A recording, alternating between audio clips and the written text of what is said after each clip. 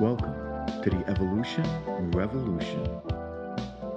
Our guest today is Peter Attia, who is featured on a Health Theory podcast with Tom Billow. Peter is an amazing man. He's done some great things in his life and continues to do great things for people.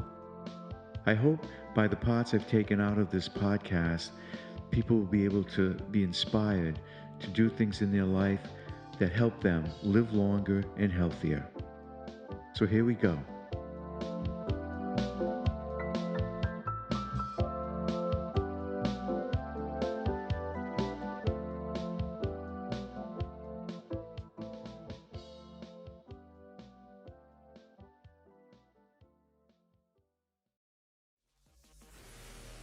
Hey everybody, welcome to Health Theory. Today's guest is Dr. Peter Attia, MD. He's a former cancer surgeon and researcher who got his MD from Stanford, was the resident of the year at Johns Hopkins Hospital, where he trained for 5 years and authored a comprehensive review of general surgery.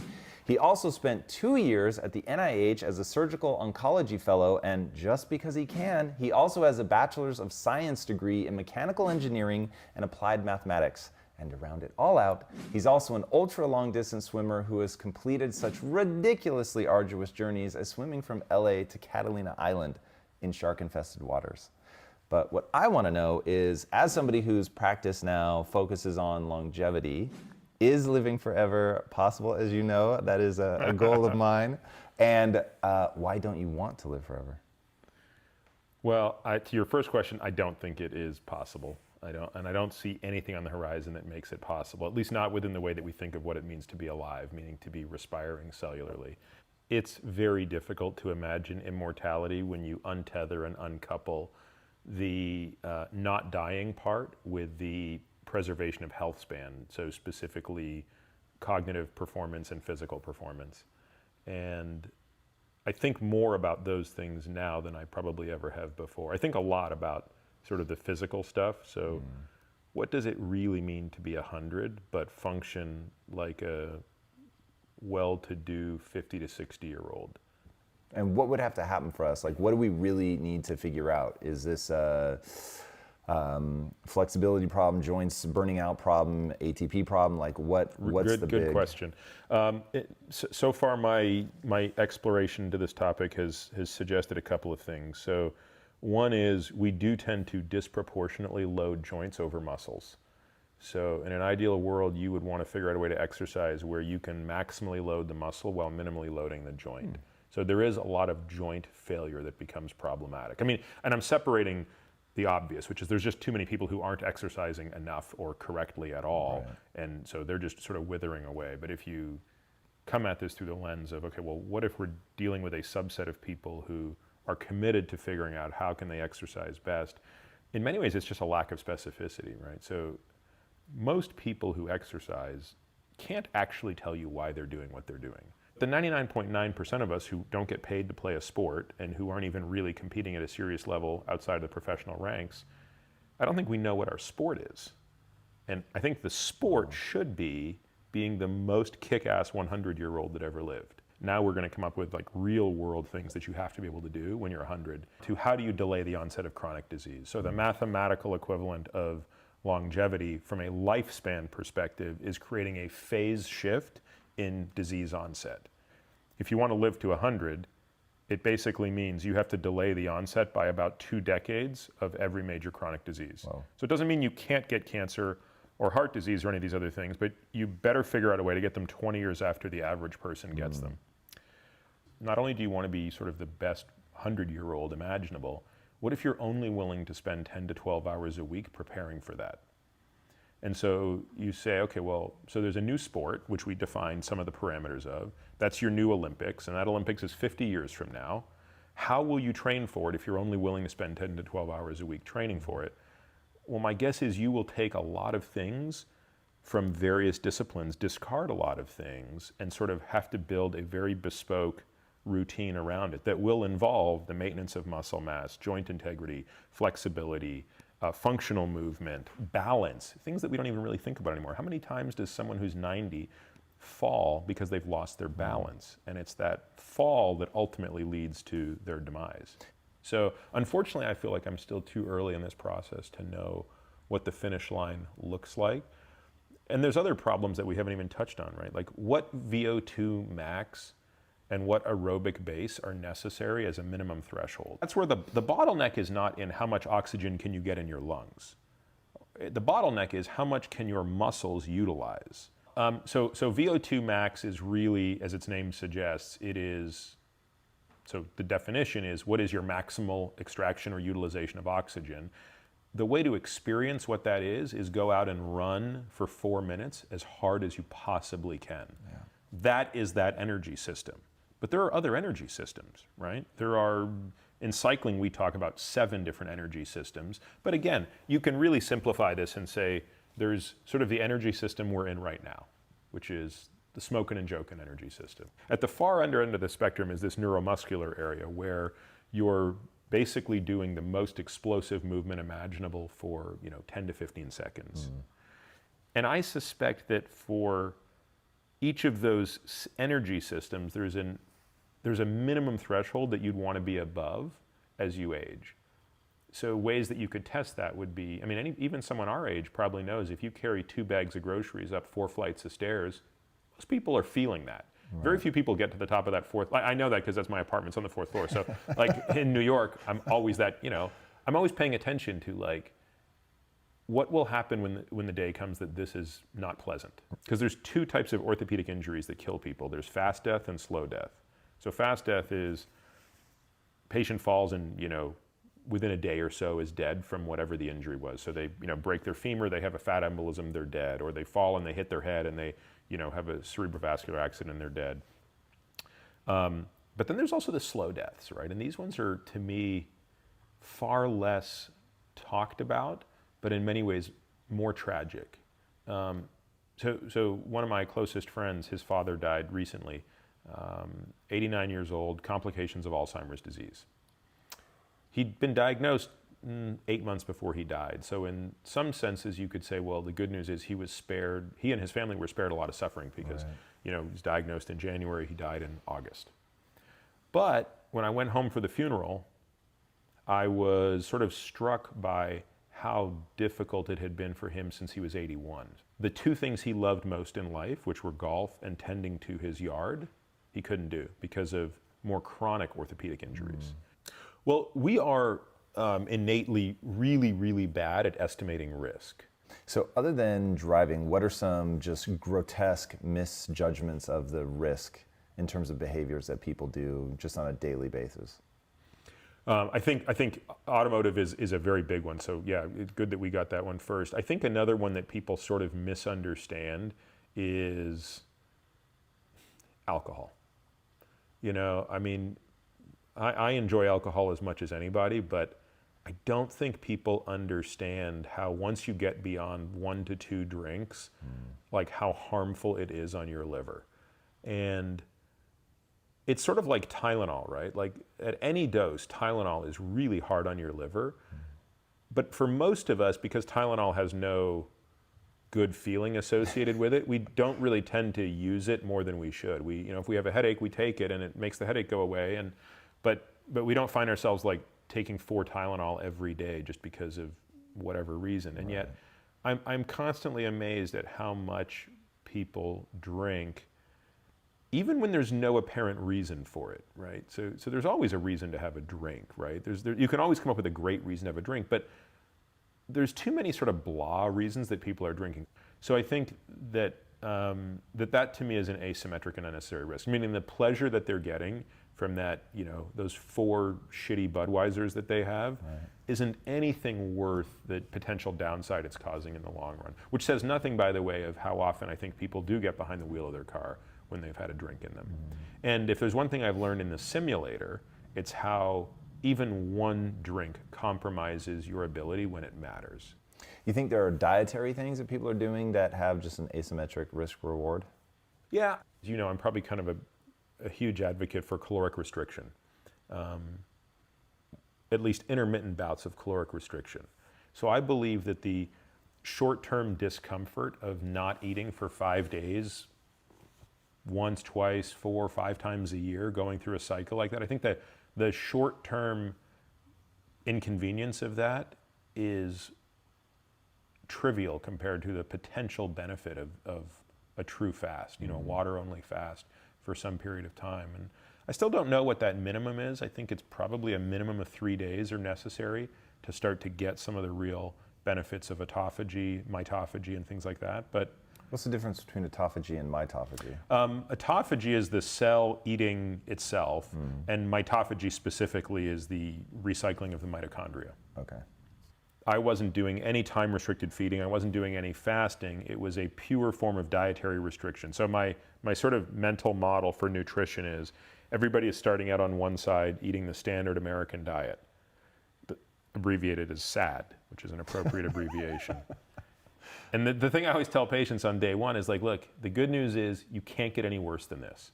You couldn't come up with a way to confuse someone's metabolism than to combine fats and carbohydrates in the ratios that they are combined in most of the foods that we would eat by default if we were left to our druthers. So from there, I say, look, there's kind of 2 introductory moves, which are not mutually exclusive, but you can pick one or the other. The first is time-restricted feeding, where now you don't limit what you eat, you just limit when you eat it. And then the second is dietary restriction. You don't restrict when you eat, you don't restrict how much you eat, which you also don't restrict in time-restricted feeding, but you restrict certain elements of what you eat. So for those 3 years that I was on a ketogenic diet, which is, probably one of the most demanding subsets of dietary restriction, I'd pulled that lever as hard as it could be pulled. Then you move into diets that sort of mimic fasting, which is basically just another way of saying hypocaloric diets for transient periods of time. And then ultimately, even beyond that is fasting, just water only also for limited periods of time. Nowhere in there do I include constant caloric restriction. So reducing by 20, 30% your energy intake indefinitely. I think the data are pretty clear that that is not a winning strategy. There's something about the cycling into and out of catabolic versus anabolic state. You're basically clearing house, right? You're sort of getting the cells that are themselves defective, and hopefully the ones with the most effective mitochondria. We'd love to target those the most for other reasons. What you want to see is the regrowth. When you refeed, you want to see the selective repopulation of the better cells. Now, you've talked a lot about one of the tests that you want to make real is the ability to check for autophagy and to see in the blood. As a general rule, diagnostic tests are not very commercially interesting. My interests are not remotely commercial. My interest is in just knowing what to do. It's like, I want this test to tell me exactly what the right fasting protocol needs to be. Should I be fasting 3 days a month, 7 days every 3 months, 14 days once a year? Like, I want to know that. And there's no amount of money that would make it worth, not knowing the answer to that question. You have changed a lot in your life, like multiple times, from starting out and getting your degree in engineering and mathematics, and then ultimately pulling the first switcheroo over into medicine, then leaving medicine and becoming a consultant, then going into hardcore research and doing nonprofit work, and then now back to medicine. What has allowed you to constantly make those jumps, or what propels you to make those jumps? I have been able to internalize something that I think is not innate to most people, which is the fallacy of a sunk cost. So the sunk cost fallacy is something that gets talked about in any Econ 101 class, right? So you're building a bridge, and the cost of the bridge is $10 million, and you're $9 million into it, and the contractor says, it's going to be another $11 million. For many people, they are evaluating that based on how much money they have already put into the project. And that becomes a very dangerous game, because you can't get those dollars back. So instead, you have to evaluate it from the standpoint of exactly where you're standing at that moment in time. And for whatever reason, I've been able to stand at any point in my life and sort of say, I want to do X. I'm going to evaluate that only through the lens of how many years do I have left on Earth, and not at all through the lens of what have I already put into this. Look, I'm going to do something for the next 40 years. I want it to be exactly what I want to do. And that's way better to me than saying, well, I'm going to do something that I don't really, really want to do because I've spent the last 10 years doing it, which is where I was. I'd put 10 years into medical school and training, postgraduate training. And it was like, look, that's 10 years I can't get back. And that's a fraction of the time that's still in front of me. So it just seemed very logical to me to always pursue my bliss. Like, I think, you know, if you're not growing, if you're not constantly being reminded of how much higher you have to climb, I suspect life becomes a lot less fun. What drives you? Unfortunately, a lot of my drive is insecurity. That is shocking. And I've heard you say that before. And the first time I heard you say it, I thought that's really fascinating because you're somebody who gives me insecurity. So the fact that you feel insecurity is pretty fascinating. And so as a driver, in what way does that drive you? David Foster Wallace said in what is unquestionably my absolute favorite 22 minutes that one could ever listen to, which is his commencement speech from 2005 called "This Is Water."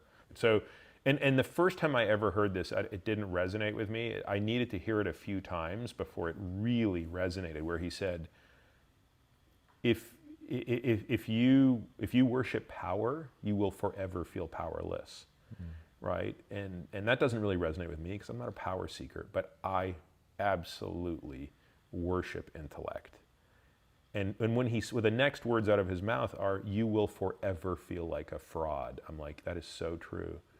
I find myself, at least on a daily basis, thinking, dude, I hope people don't find out how much I don't know. Wow. What I can be much more brutally honest with myself about today. What happened that made that? I mean, you know, I've always seen therapists. There's been very rare has there been a season in my life where I wasn't sort of searching for some sense of, you know, why do I feel so tormented? And, you know, one of them said the most insightful thing to me I've ever heard. You know, your entire life has been basically driven by three skills, three things that you do that you're really good at, and they're not good things, by the way, right? Emotional detachment, rage, and obsession. Wow. Those are like the only three tools. You are a guy that has a toolbox that has three tools, and those are the three tools. And she said, look, you've got a lot of good stuff out of those tools. There are a lot of people who get those three tools and they just end up in jail. So you've managed to, through a lot of luck, you know, wind up not in jail, wind up as a quasi-successful human being, a contributor to society, a father, like you've done some good stuff. But she also said you're sort of at the end of your rope with those three tools. Like you can't get any more juice out of squeezing those things. There is no combination of emotional detachment, obsession, and rage that is going to produce anything of value. And you're actually now at the diminishing part of the curve. So now you're regressing. People like me who are very good at doing things where harder work produces better results, like when that's your playbook and you are now confronted with trying to do something where that playbook doesn't work, it is ego demoralizing, right? Like if the answer is just swim further, like all you have to do is just keep swimming. Don't stop swimming. I got it. Like that is my book, man. But if the answer is no, you now have to be able to control your emotions in a certain way. You now have to be able to, as you said, recognize in a moment when you have an emotional reaction what it's really about. Because it's never about what you think it's about. It's about something else. Can you stop yourself in the moment and recognize that? That is a new skill. And I'm a baby trying to learn that skill. And my old trick of just work harder, it fails. So in many senses, it's like the most intimidating thing I've ever tried to do, right? What's your process in all this? Like, how are you actively getting better? One is just showing up every day, right? I guess part of it too is just having really patient people around you because you're going to make a lot of mistakes in this process, right? So you have to, you know, in my case, I feel very fortunate. I have a spouse who is I would say more forgiving than probably she should be. She believes in the sort of like, this is what you could be in 5 years. This is the guy you can be. So when someone believes in that, they're much more willing to help you. When you fall, they'll pick you up as opposed to point out that you fell. If I could wave a magic wand, what kind of a husband, what kind of a father am I? And the reason I use those two as an example is it's unfortunately the people who are closest to me who always see the worst of me. And so most of what I think about is how do you show up for those people? Because if you can show up as the best version of you for those people, the trickle effect is everyone's going to be fine. Like you will be a great version of you with everybody. So it's less about how do you show up at the TSA check gate when the person's obnoxious. I don't worry about that much. Right. That's a relatively easy thing to control. But when you're taking out your problems on your kids or on your spouse, to me that's the stuff that's just gotta stop. Those of us who are the biggest, sort of jerks to others are usually jerks to ourselves. You're quite aware of how hard you are on other people when they make mistakes. Do you realize how hard you are on yourself? Do you know what your self-talk is when you're making errors? And I started paying attention to it, and I was like, wow, that's harsh.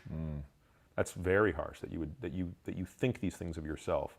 Which again, it all ties back to this insecurity. And at the outset, I said, 5 years ago or 4 years ago, 90% of my bandwidth was on like how to not die, and today that's only 50% of my bandwidth. The other 50% is the whole physical stuff we talked about, and then it's this, right? It's this. What does an examined life mean, and is it a life worth living? Because I do think we suffer so much in our own heads, more than we suffer any other way. And I don't know the answer to that. Here's what I know. I know that that's way harder than reducing the risk of heart disease.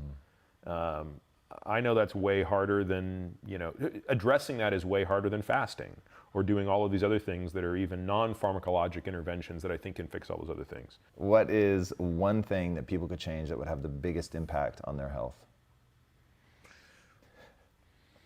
It's going to depend on where they are on each of these 4 metrics to begin with, meaning where they are on exercise, sleep, nutrition, and management of distress. So in other words, the biggest impact will be the one in which you are most lacking for each of those. So for example, somebody whose sleep is completely abysmal, if they could address their sleep, that will probably have the biggest impact. For somebody whose nutrition is atrocious, addressing that will have the biggest impact. If you ask that question in reverse, it's a little easier. A catastrophic interruption to which of those 4 things will have the greatest detriment on you? It's probably sleep. Whoa. Right? So again, not really appreciated, but if you take an extreme posture, how long can you go without eating? 2 months. How long can you go with not sleeping without becoming completely psychotic? I don't know, days. Yeah. Right? Maybe 6, 7 days. I don't know the answer, but you're going to more quickly completely lose it if you don't sleep than if you're blowing any of those other things. So if someone's sleep is a real mess, it's remarkable what you can fix and how much of bad sleep permeates into other things. Awesome. Great answer. Peter, thank you so much for coming on the show, man. That was amazing.